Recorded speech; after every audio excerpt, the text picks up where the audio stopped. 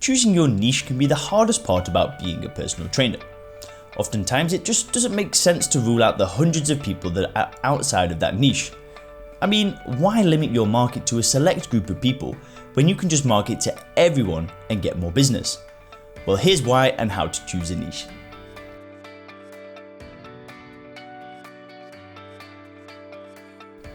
The first thing to do is to understand niches. Choosing your niche can be the hardest part about being a personal trainer, but it's also the backbone of your fitness marketing strategy going forward. Oftentimes, it just doesn't make sense to rule out the hundreds of people that are outside of a niche. I mean, why limit your market to a select group of people when you can just market to everyone and get more business? Well, here's why.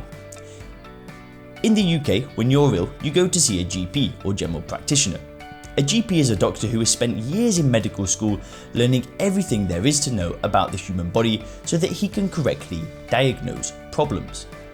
The basic starting salary for a GP is £22,000, and this increases in foundation year 2 to £28,000. Not too bad, right? Well, compare this to a heart surgeon who has undergone specialised training in a specific field. He's looking at a basic salary between £75,000 and £101,000 per year. Let's look at some ways that you can start choosing a niche. Now, no business, particularly a small one, can be all things to all people. The more narrowly you can define your target market, the better. Here are a few ways to help you define your niche. Who do you actually want to work with? Well, choosing your niche based on who you want to work with is as simple as it sounds. For example, Dan created a profitable personal trainer business that focused on training middle-aged businessmen. So you want to ask yourself, who do you actually want to work with? Next thing to ask yourself is, what do you want to sell?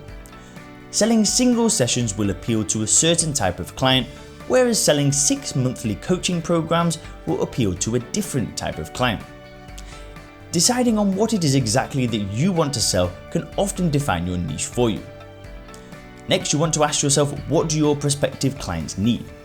Well, the best way to do this is to talk to prospective customers and identify their main concerns. And you also want to ask yourself, what's your story? Human beings connect with each other on different levels, and storytelling is one of the most fundamental ways that we do that. One reason that making your niche your story works so well is that you're going to reach people who are where you were a few years before you started your journey. Here's how it works. If you're a health coach who overcame a specific condition, everyone who is currently dealing with this health challenge is going to be inspired by your story of triumph. Also, you want to ask, what can you bring to the table? Now, your niche should arise naturally from your interests and experience. For example, if you spent 10 years working as a chef, but also spent 10 years completing obstacle races, you may decide to start a fitness business that specializes in nutritional programs for obstacle race performance.